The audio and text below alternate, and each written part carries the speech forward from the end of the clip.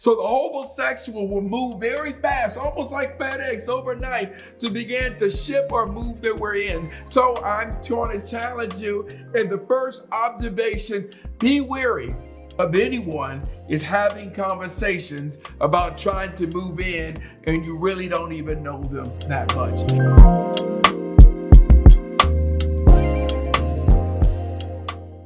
What's up, family, and welcome back to the Dr. G.R. White Show. Now listen, as you know, this is not your average podcast. Around here, we talk about real life, relationships, fatherhood, people, all the things that make us laugh, love, and sometimes make us lose our mind. So grab a glass, pull up a chair, listen to one real conversation.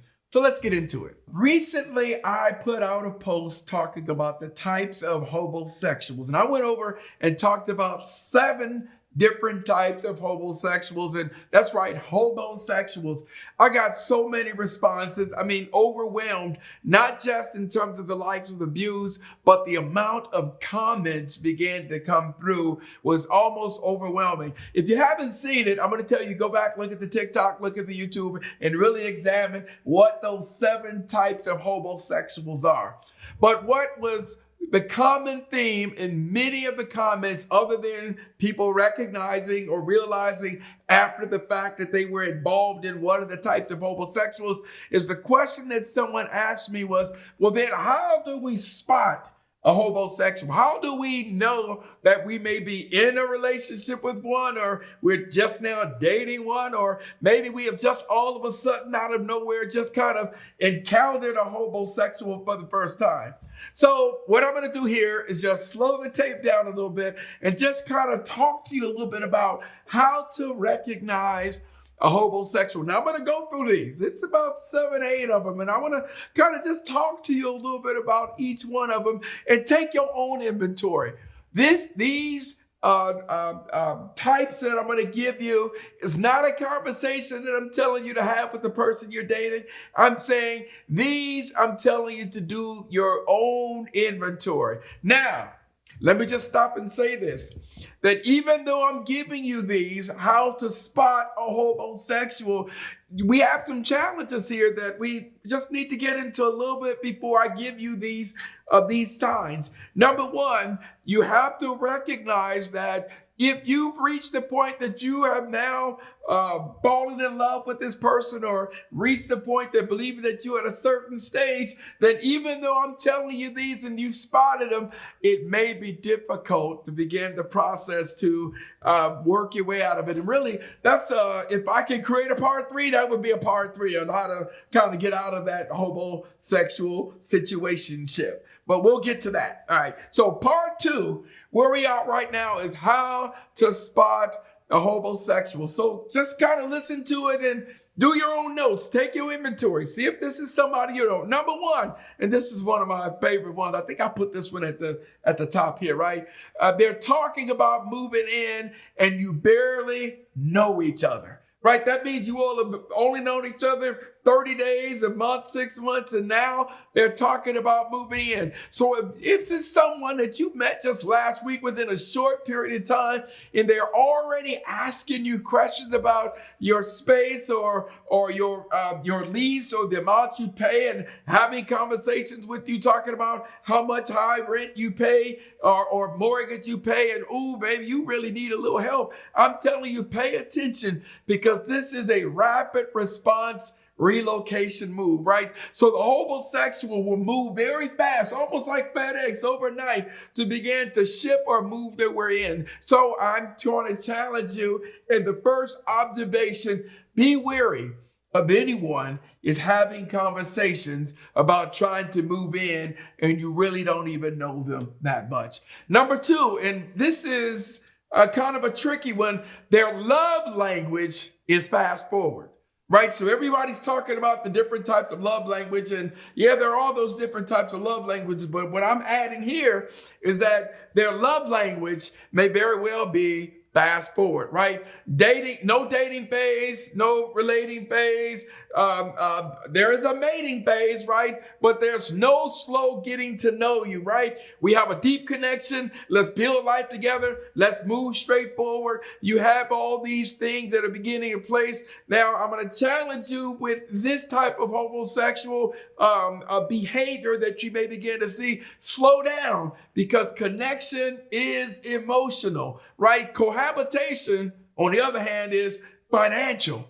So this one here with the love language can throw you off a little bit, because if you start falling for this person just because you all were intimate and it was the best sex or whatever that you had, and now you have given a heightened sense of meaning, the homosexual may very well know that you have given a heightened sense of meaning to that intimacy and believe that you all are now at a phase where you have to begin to get a little closer because of that impetus, of that intimacy. And here's the frightening thing.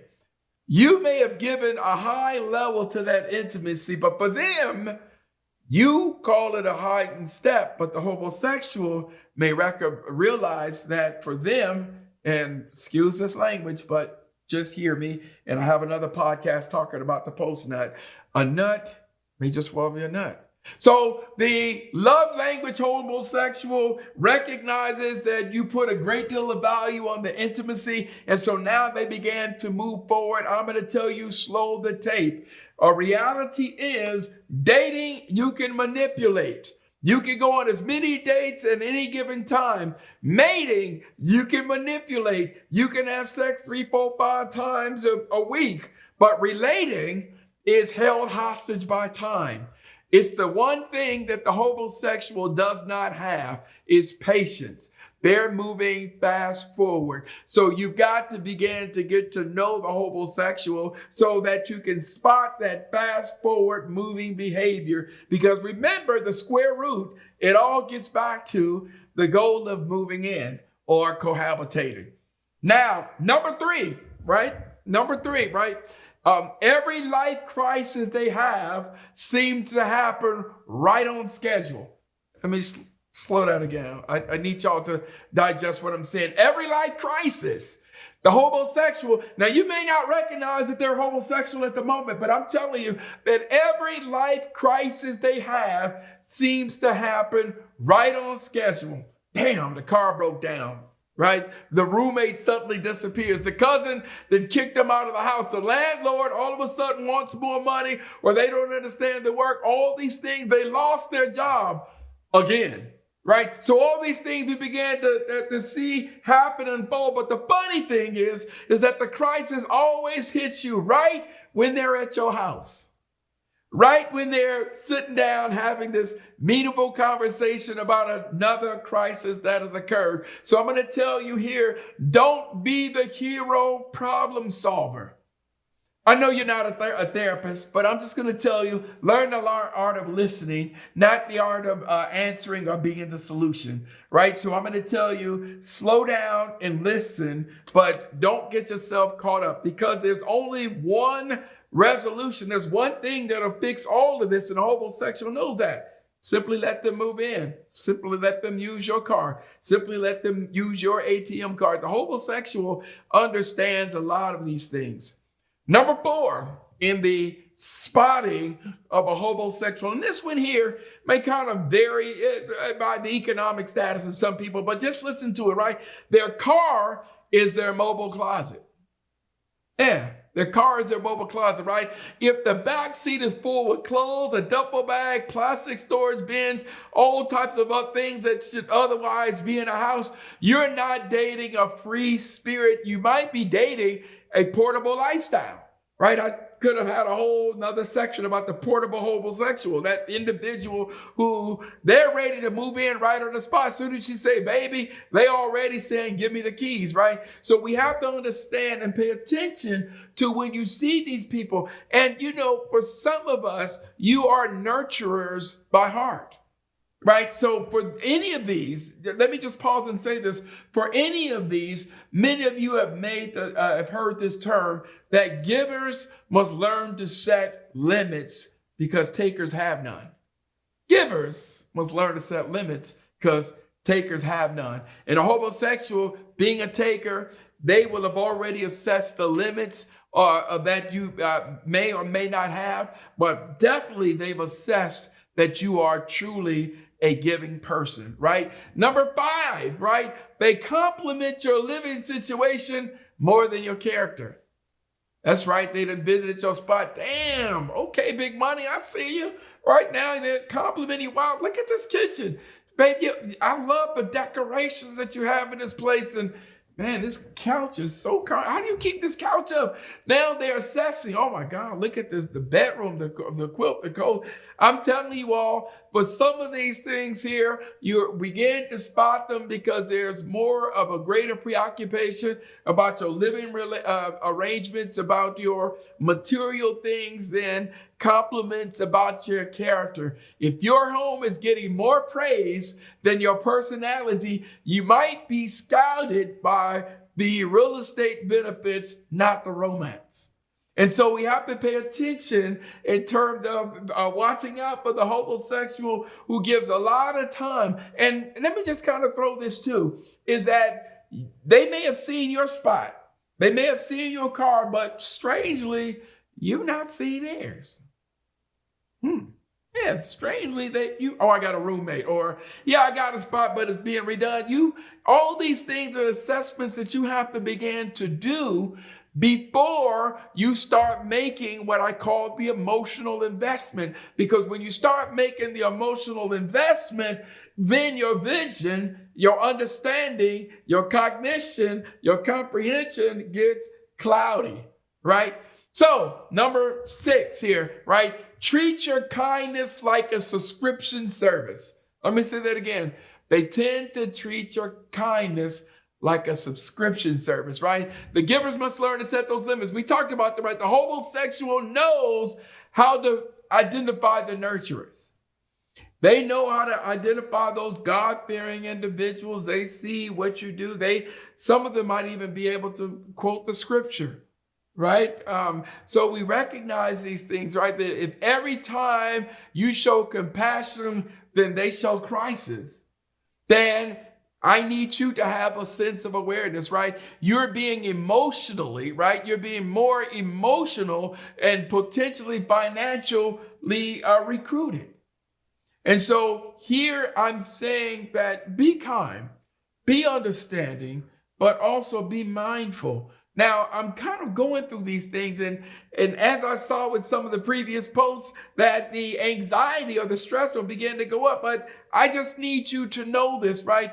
Number 7, right? They won't commit fast, but they will move responsibly slow. Let me say that again. They want commitment fast, but responsibility very slow. Right? They're ready for a relationship, ready to meet your family. They're ready to move in, but ask them about their income, their consistency, or their 12-month plan. And suddenly they need time. They need space. And this becomes kind of very convenient. So I'm not talking about the type of individuals that need to be permanently in your life. These are just how you begin to move some of the noise that comes into your life. If you're an attractive person, then you're going to attract people. So that's the reality. You're going to attract some great people, but you're going to attract the homosexuals. Now, let me say this because I did also note when I was looking at this, a large number of people who responded to the discussion of the types of homosexuals were women. But I just want to kind of throw this out there. Women can be homosexuals too. Yeah. Right? They need help with taking care of the kids. Barely know you, but comfortable enough for you to watch their kids, right? Helping you pay some of the bills that they have, and it does not even make sense. Can you help? It may be a small amount, right? They love your lifestyle, but barely know you, right? They're giving the compliments, right? The damsel in distress. I know that knowing that you love to be a hero or to come in to make it right? And so the moment that you even push back, and I'm talking about some women who are homosexuals, the moment that you begin to push back, then they'll question your commitment or may even begin to bounce. So we have to begin to kind of recognize these. Now I got a few more I want to just kind of throw up, and I'm gonna just throw these in, right? You're in a what I call an intersituationship, right? That's the relationship status that is ambiguous, and you don't know what's going on. There's lack of clarity. These are the individuals that particularly found themselves with a drifter homosexual. You know you encountered a drifter homosexual because you have no earthly idea how your relationship ended. All you know is that one day it was over. But there's some signs, because we're talking about how to spot a homosexual, right? So there's some signs, right? All of a sudden, the text messages become less frequent. The ability to call you back or answer your calls become less frequent. The amount of dating that you all were once having become less frequent. The type of conversations you all have become less frequent, but they're very subtle and very incremental. But here's the challenge. When change begins to occur, if you're not comfortable enough to do the check-ins, because it's more comfortable to just live with and rock with the assumptions, then you may find yourself in the midst of a long-term relationship with a homosexual because you were afraid to take a stand or take a position. So the homosexual is something that is relevant to both men and women that we have to be mindful of and pay attention to. The homosexual relationship drains your emotional and financial energy. So the goal here in all of this is to protect your peace, right? Listen to your instincts, not confuse your attention with your intention. Let me say that again. Do not confuse your attention with intention. And the same thing for them. Take the time, have the conversation, get to know someone. And all I'm saying, in the midst of all I'm saying, I'm telling you that relationships are an absolute beautiful thing. Marriage is an absolute beautiful thing, especially when you can find and do it with the right person.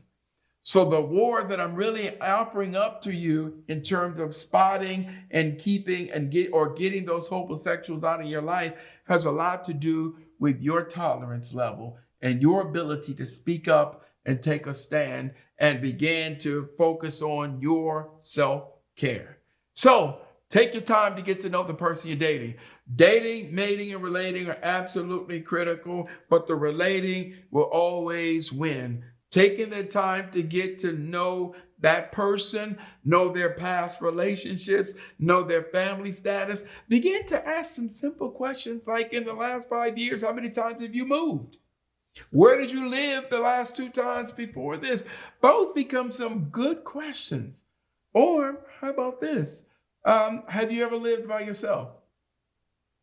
And these things here, in terms of dealing with a homosexual, began to provide you with some insight in terms of how to begin to spot them. But the spotting them, I don't want you to get it wrong. That's why the relating part calls for a great deal of clarity. Not only getting to know them, but most importantly, getting to know yourself. I'm Dr. Gary O. White, and this is my homosexual spotting moment.